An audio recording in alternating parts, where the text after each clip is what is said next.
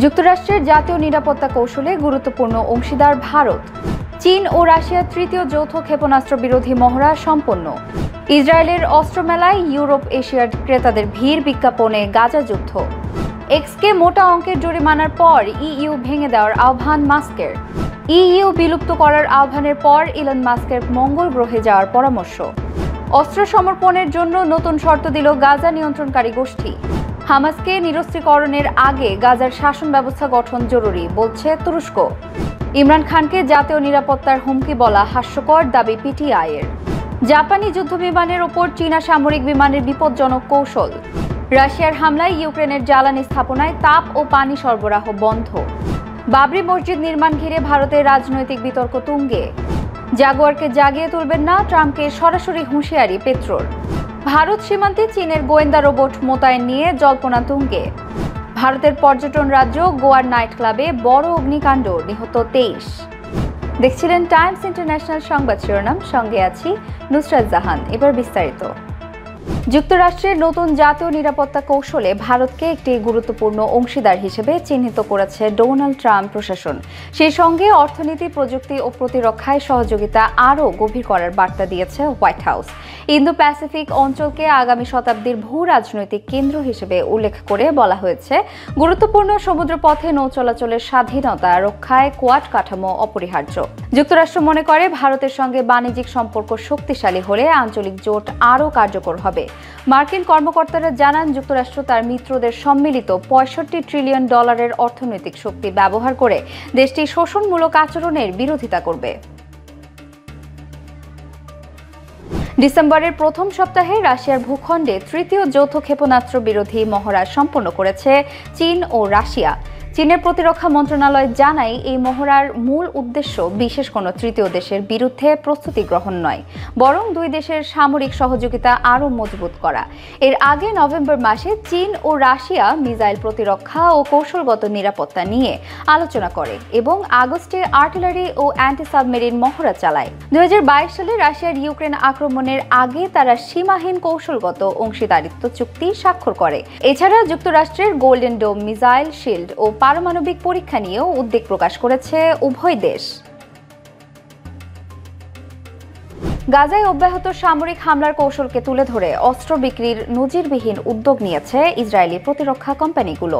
তেল আবিবে অনুষ্ঠিত Israel defence take week প্রদর্শনীতে ইউরোপ ও এশিয়ার দেশগুলোর সামরিক প্রতিনিধিদের কাছে অত্যাধুনিক অস্ত্র প্রদর্শন করা হয়।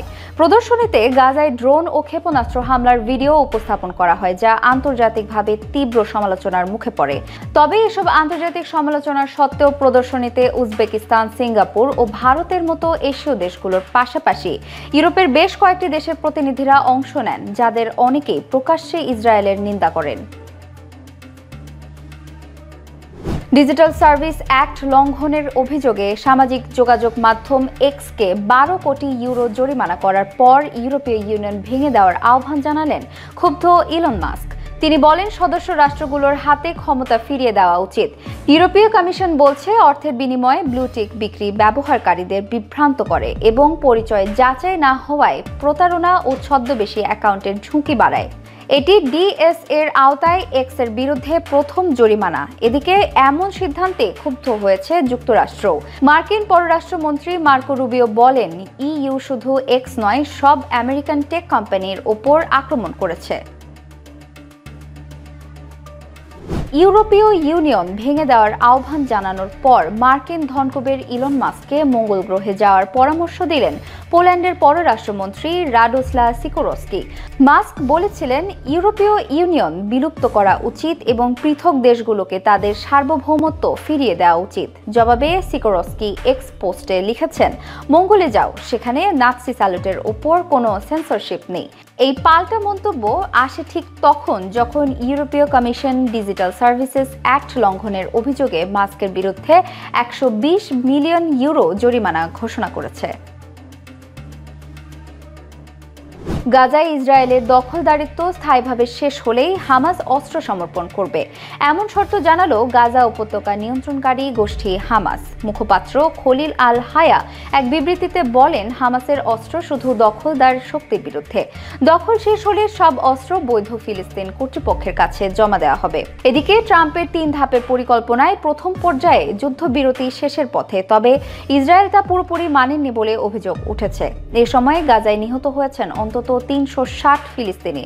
দ্বিতীয় পর্যায়ে আন্তর্জাতিক বাহিনী গঠনের বিষয়টি হামাস মেনে নিলেও শর্ত দিয়েছে, বাহিনী অবশ্যই জাতিসংঘের তত্ত্বাবধানে হবে এবং তাদের জবাবদিহি করতে হবে জাতিসংঘের কাছেই। গাজার যুদ্ধবিরতি চুক্তির পরবর্তী ধাপে পৌঁছতে না পারা যুক্তরাষ্ট্র ও বিশ্বের জন্য বড় পরাজয় হবে, এমন মন্তব্য করলেন তুরস্কের পররাষ্ট্রমন্ত্রী হাকান ফিদান। তিনি মনে করেন, হামাসকে নিরস্ত্রীকরণের আগে গাজার শাসন ব্যবস্থা গঠনের প্রক্রিয়া শুরু করা জরুরি।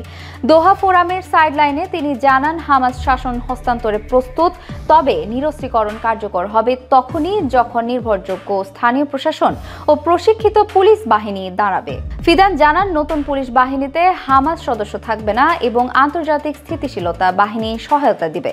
তিনি সতর্ক করে বলেন, চুক্তির পরবর্তী ধাপে পৌঁছতে ব্যর্থ হলে তা যুক্তরাষ্ট্রের জন্য বড় ব্যর্থতা হবে। পাকিস্তানের সাবেক প্রধানমন্ত্রী ও কারাবন্দী নেতা ইমরান খানকে নিয়ে দেশটির সেনাবাহিনীর ইন্টার সার্ভিস পাবলিক রিলেশনসের মন্তব্যকে হাস্যকর বলেছে তার দল পিটিআই। আইএসপিআর মহাপরিচালক আহমেদ শরীফ চৌধুরী এক সংবাদ সম্মেলনে ইমরান খানকে মানসিকভাবে অসুস্থ ও জাতীয় নিরাপত্তার জন্য হুমকি হিসেবে অভিহিত করেন। তবে পিটিআই মহাসচিব সালমান আকরাম রাজা মন্তব্যটিকে দুর্ভাগ্যজনক ও হাস্যকর বলে উল্লেখ করেন। তিনি বলেন, ইমরান খান দেশের যুব সমাজকে ঐক্যবদ্ধ রেখেছেন এবং তাকে রাজনীতি থেকে সরিয়ে দেওয়ার চেষ্টা করা হলে দেশকে একত্র রাখা কঠিন হবে। বিতর্কিত দক্ষিণ পূর্ব ওকিনাওয়ার আকাশ সীমায় জাপানি যুদ্ধবিমানের ওপর দিয়ে উড়ে যাওয়ার সময় চীনা সামরিক বিমান একাধিকবার রাডার লক করেছে। ঘটনাটিকে বিপজ্জনক হিসেবে বর্ণনা করেছে জাপানের প্রতিরক্ষা মন্ত্রণালয়। ওকিনাওয়ার দক্ষিণ পূর্ব সমুদ্র এলাকায় চীনা নৌবাহিনীর লিয়াওনিং রণতরী থেকে উড্ডয়ন করা J-15 যুদ্ধবিমান জাপানি F-15 বিমানের ওপর বিরতিহীনভাবে রাডার লক করে। প্রায় 2 ঘন্টা পর একই রণতরী থেকে আরও একটি J-15 বিমান একই ধরনের কর্মকাণ্ড চালায়। তবে মন্ত্রণালয় জানায়, এতে কোনো ক্ষয়ক্ষতি বা হতাহতের ঘটনা ঘটেনি। পাশাপাশি চীনের কাছে কঠোর প্রতিবাদ জানিয়ে এমন ঘটনার পুনরাবৃত্তি না করার আহ্বান জানিয়েছে জাপান। ইউক্রেনে আবারও রাতভর জ্বালানি, রেলপথ ও অন্যান্য গুরুত্বপূর্ণ অবকাঠামো লক্ষ্য করে ড্রোন ও ক্ষেপণাস্ত্র হামলা চালিয়েছে রাশিয়া। কিয়েভ জানায়, হামলার কারণে হাজার হাজার পরিবার শীতকালে জরুরি তাপ ও পানির যোগান থেকে বঞ্চিত হয়েছে।